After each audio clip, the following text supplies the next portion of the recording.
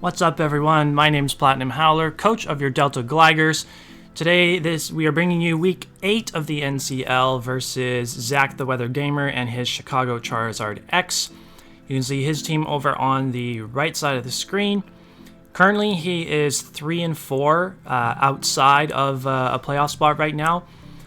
But he's still very much alive. There are a lot of teams that are clumped in between, around 6th to 12th. There are a lot of teams with 3 wins and or 3 losses, 4 losses. So still very much in the playoff mix. He every game from this point out is basically a must-win for him.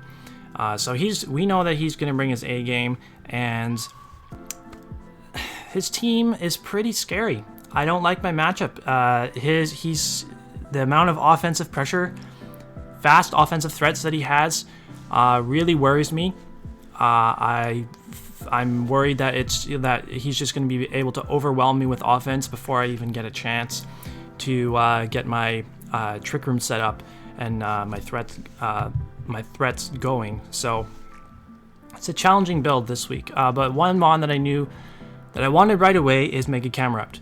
Mega Camerupt under Trick Room does a ton of work. The challenge is getting Trick Room up in the first place. Comes in on Alolan Muck very well. Alolan Muck obviously puts a stop to, basically it pressures 4 out of 5 of my Trick Room setters very easily, and I'm only bringing 2 of them, both of which Muck can deal with pretty easily. And Mega Camerupt also matches up exceptionally well against Tapu Koko. Really, the only thing that Koko can do to Camerupt is Nature's Madness, and then you turn out. So, hopefully, I don't really want to let Camerupt take a Nature's Madness. I want to be able to bring this thing with Trick Room up exclusively, if I can. But if I am forced to switch it into a Koko, and if I take Nature's Madness, then it is what it is. So we have Nature Power this week again. He has Blastoise as his water type that can potentially be built as a bulky set to take this on. But if we have either grassy terrain up or his own electric terrain up, Nature Power will turn into Energy Ball or Thunderbolt respectively and hit the Blastoise for very, very, very hard super effective damage. He also has a Noctowl that could potentially wall Mega Camerupt. He could just sit in front of it and roost, and potentially get a Toxic off against it as well. It is very specially bulky, so it can take hits from Camerupt, not super well. I mean, nothing takes hits from Camerupt super well, but that's why we have Toxic, in case we can't win the 1v1 versus a Noctowl. We can get a Toxic off against it, so it can't just sit there and roost for days. If his electric terrain is up, then I can hit it with a super effective Nature Power. Super effective Nature Power into Thunderbolt, but that requires that I outspeed him, aka Trick Room is up, because otherwise he can just sit there and roost, and I'm not hitting him super effectively at all. So that's the Camerupt set. The win condition is Hawlucha. Again, another challenging thing about the matchup, Hawlucha does not like going up against Tapu Koko. Typically, you see Hawlucha and Tapu Koko paired together for this very reason. Poison Jab is there for the Koko, but basically anytime you have a Koko up against a Hawlucha, you bring Kebia Berry so that Hawlucha can't just run through your team. So I will try to weaken the Koko as much as I possibly can before bringing this in for the setup, so I can get the KO on that. Dragapult is gonna have to be worn down as well for me to deal with it, because I'm not bringing super effective coverage for it. My best move to hit it would be Acrobatics, which is slightly less strong than a Throat Chop.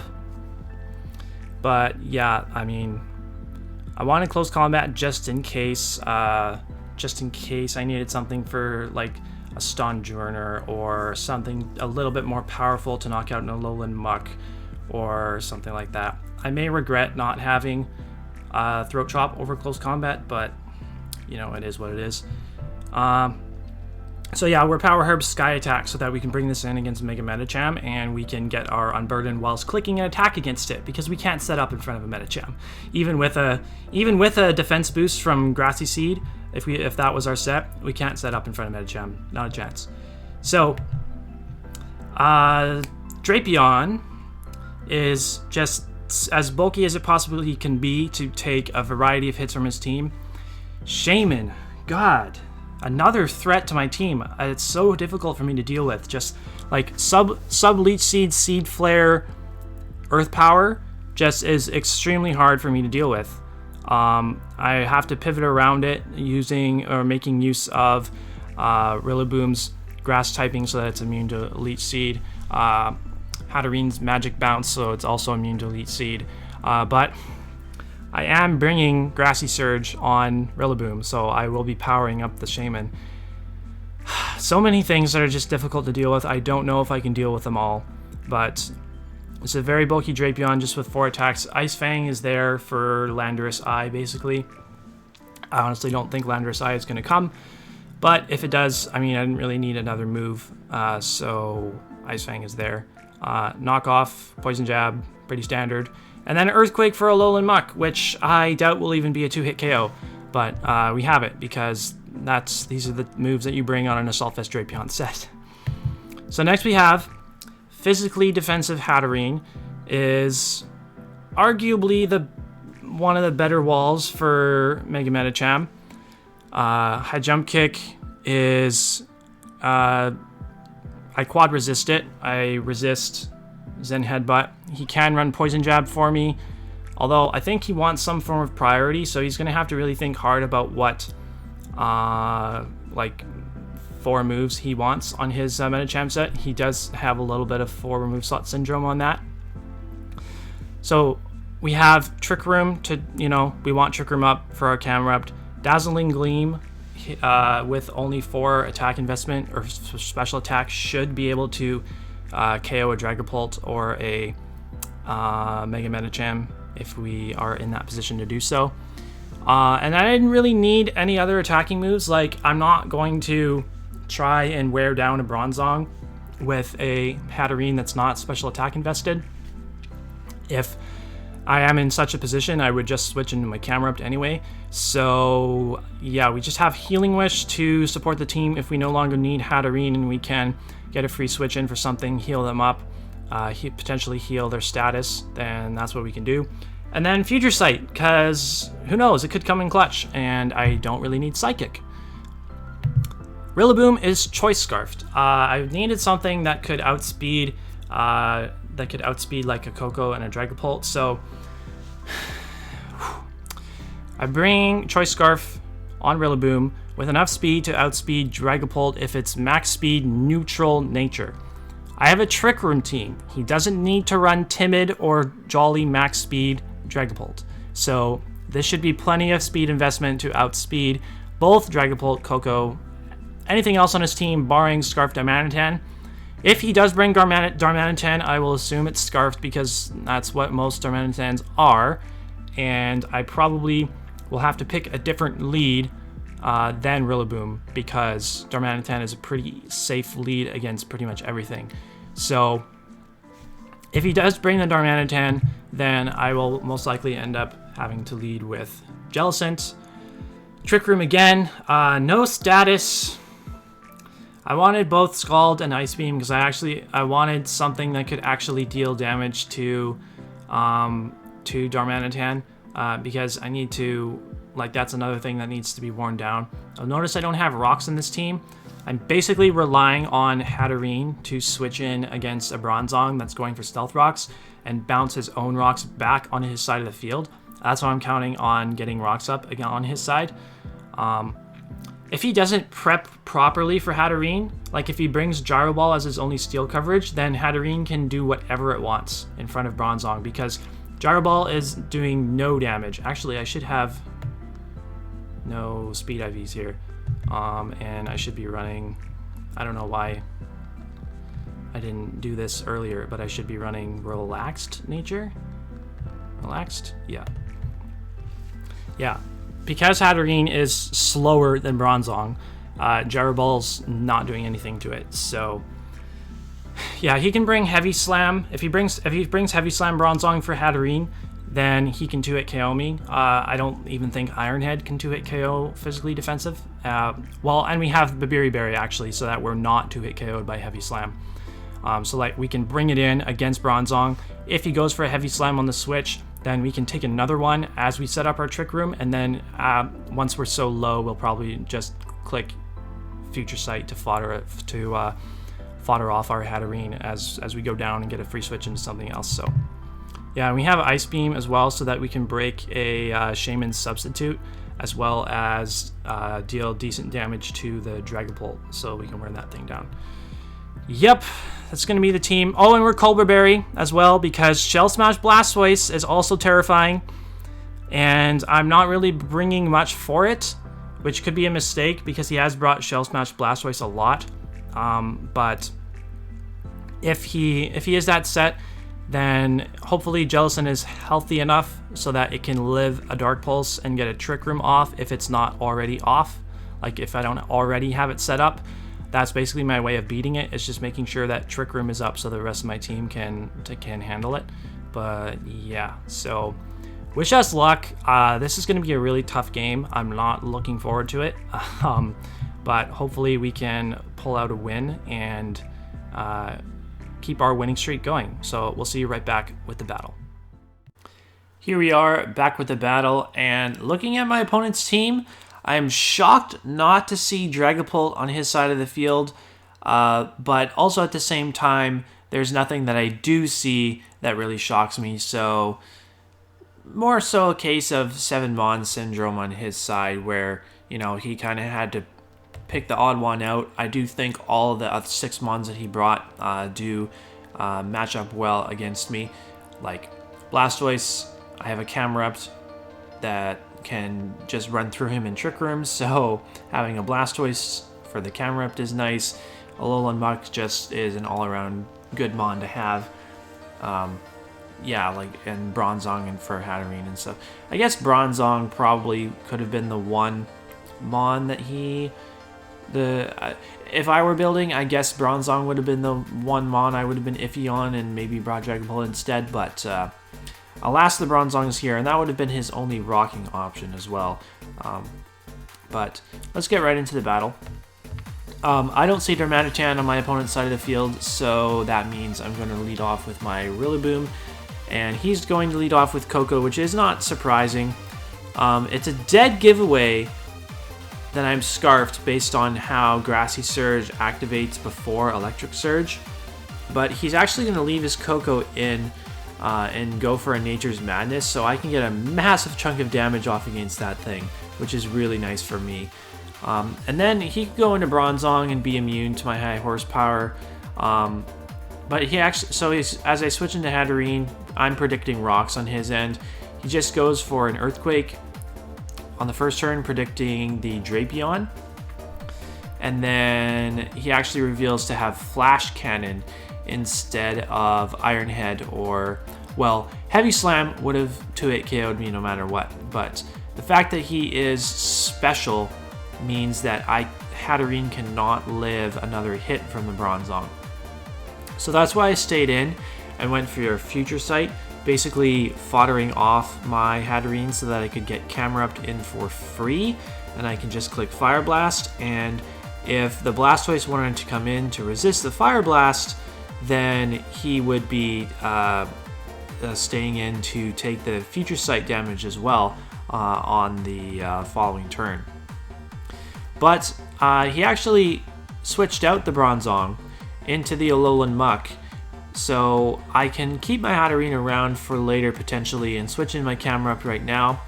And this, I hate this ability so much. It's so annoying, the fact that he gets that, he just makes contact with me and he can poison me just like that. And he's going to show up with a bit of good prep here. He's actually Shookaberry Muck, so I'm curious to see what the rest of that Muck set would have been, because he could have just ran Assault Vest and probably lived that hit just the same. But maybe he had Curse or something, I don't even know. Or Taunt, I'm not sure, who knows. But I'm saving my Camerupt, I'm not letting it go down. I have Healing Wish Hatterene in the back, so I have a chance to be able to bring it back. So I switched into this Drapion on the last turn of Trick Room because I could Earthquake the Alolan Muck if it stayed in, but he actually went out to Blastoise, so I'm going to try to get a Poison off against him by clicking Poison Jab, because that would have been the best play if he were just going to Shell Smash right in front of me on that turn. Poison Jab was doing more damage than Knockoff had he been a Shell Smash White Herb set, because his item would have been gone and I would have been doing much less damage. We didn't get the poison, and then he revealed to just be a bulky leftover set, so we knocked off the leftovers as he tried predicting a couple of switches on my end. I think the first turn he went for a Toxic, predicting trying to get Jellicent, trying to catch the Jellicent. And then on the next turn he went for an Ice Beam, I guess trying to catch a Rillaboom maybe. I guess he was nervous about scalding into a potential Jellicent switch, but on the third turn I finally made that switch as he doubles into his Medicham, and this is a favorable matchup for me because I can set up a Trick Room against this thing once again as he goes into the Shaman. But I'm going to make a really boneheaded play and switch into my Scarfed Rillaboom after I set up Trick Room. So I'm slower than this thing. He should just click another Seed Flare to kill me, but he doesn't. He is actually going to switch into the Coco and let it... Excuse me. He's actually going to switch in the Coco, and it goes down to a U-turn. Good lord. I'm going to have to edit out that coughing. Just massive tickle in the throat just now. I swear I'm not sick. Anyways, the fact that he let Coco go down and he gave me a free switch into my Hatterene gives me a perfect opportunity to Healing Wish Camerupt back up to full health. So as the Muck comes in, I can click Healing Wish. Camerupt is going to be cured of its poison and be restored all the way back up to full HP. And this is the last turn of Trick Room. Because Muck was Shookaberry, not Assault Vest, I can safely go for a Nature Power into Electric Terrain boosted Thunderbolt, and that will knock out the Muck. And that play was just to cover the Blastoise if it wanted to switch in there, because that was the last turn of Trick Room. If he had been able to live in Earth Power, then he could have threatened me out with a Scald once Trick Room had expired. So this turn is a play that I regret. He brings in this Shaman after the Trick Room expires, and is going to go for an Earth Power, get a critical hit against me, and bring me all the way down to 12%. So the reason why I regret this play is because I could have very easily kept this Camerupt around to switch into the Bronzong and threaten big damage against that thing. I had a very safe switch into Howlucha right here because the Earth Power on his side was very obvious. I could have gone into Howlucha very easily and just clicked my Power Up Sky Attack right away. There was no reason for me to save my Unburden boost for later in the game because his Coco is down. If he had Coco and Dragapult, then I would have to conserve it so that I could bring it in at the right time and burn that Power Herb so I could outspeed both of those. But because neither of them are here right now, that is irrelevant. I could have gone into Howlucha, taken any hit from this Shaman, forced it out, and I would have kept my Camerupt at higher HP. But instead I let it take a ton of damage from a crit Earth Power. Thankfully I do connect my Fire Blast against the Shaman and I knock it out. Blastoise is going to come in, go for a Dark Pulse and knock me out from 12%.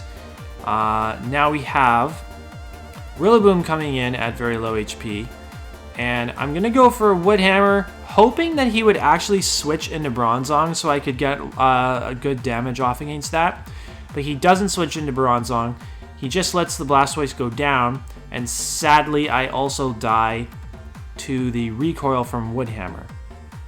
So on the double down, he goes into the Bronzong. I went into Howlucha because if he went into the Medicham, I wanted Howlucha in against that thing right away, and I could pivot around the Bronzong as needed. As you see there, he goes for a Psychic, and then I get in my Jellicent on the predicted Medicham switch. I get flinched by his Zen Headbutt, which really, really sucks. Now, I will admit, I probably did not make the optimal plays here on the turns that he flinched me. The first turn, on this turn that he flinched me, I clicked Scald just to get some damage off, hope for a burn, and if I got that burn, then I could Strength Sap on the subsequent turns to get my health back and just try to outlast this Medicham. But I wasn't able to do that. I had no chance to get a burn on him because he flinched me. So this next turn, my best play is probably to Strength Sap, but I didn't do that again. I just went for Scald again, just trying to get some damage. He flinches me again. I could not believe that. And that's going to throw me onto Till a little bit because he actually has Ice Punch to knock me out. He didn't need to go for a third Zen Headbutt. So I try just throwing the Drapion in there to see if it could bait a high jump kick or something because he had yet to reveal his Fighting Stab. But there was really no point in me doing that. Just something needed to go down so that I could get Howlucha in and click my Power Up Sky Attack to force out the Medicham. So Bronzong comes in now. I definitely have to switch out into the Drapion as he clicks Flash Cannon, which is the best middle ground play. And I need damage off against this Bronzong, so I need to pray that he leaves it in, and he does leave it in, so I get some good damage off against it with the knockoff. And I live the Earthquake because I am very bulk invested on the physical side, while also being like I'm an impish nature with a lot of EVs in. Like you saw my team builder, I'm very bulky Drapion. This turn was basically the turn that decided the game. I needed to think harder on this play than I did. If he let the Bronzong, if he kept Bronzong in on that turn and let me get more damage off against it, that would have put it in range for Howlucha to kill it with its Fighting Stab, and then Howlucha would have knocked out the Medicham in one hit and I would have won. So obviously he needed to make this switch into the Medicham, and I very easily could have pulled a double into my Howlucha on this turn, expecting that, but I didn't. And now this game, as a result, is going to come down to a damage roll against, or it's going to come down to damage rolls now, Howlucha versus Bronzong. So he's now going to let Medicham go down because he has no reason to keep it around against my Howlucha. And it's Howlucha versus Bronzong. And I got into my head a little bit now because this is very clearly could be the last turn or two of the game. So I did something that I don't usually do, and that's start calcing things. If I had high jump kick instead of close combat, then I would have seen no reason to calc. I would have just gone for high jump kick, and in this situation, given his set, it would have been like a 93% chance to kill from the range that he's at right now. But I have close combat instead of high jump kick, so as it turns out, close combat is only a 50-50 roll to kill this Bronzong.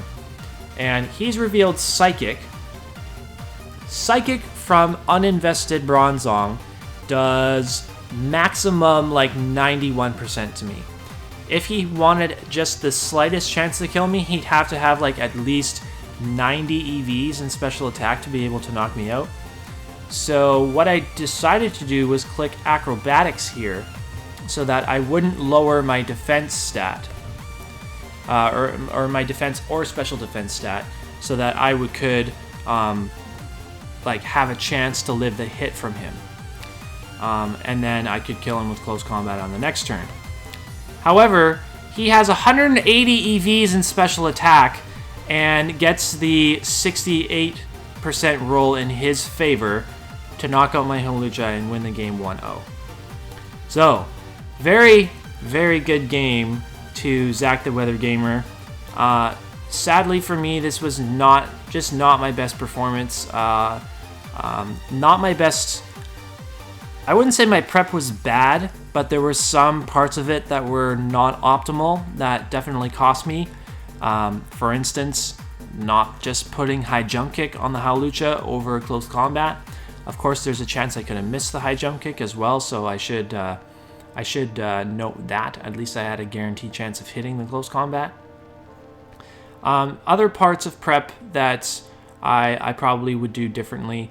I think the play that I regret the most, though, was letting my camera up take all that damage against the Shaman, because I had a very easy switch into my Howlucha there, and I didn't take the opportunity. I didn't think about the fact that I didn't need the Unburden boost for it to put in the work that it needed to late game here, because his Coco was already down.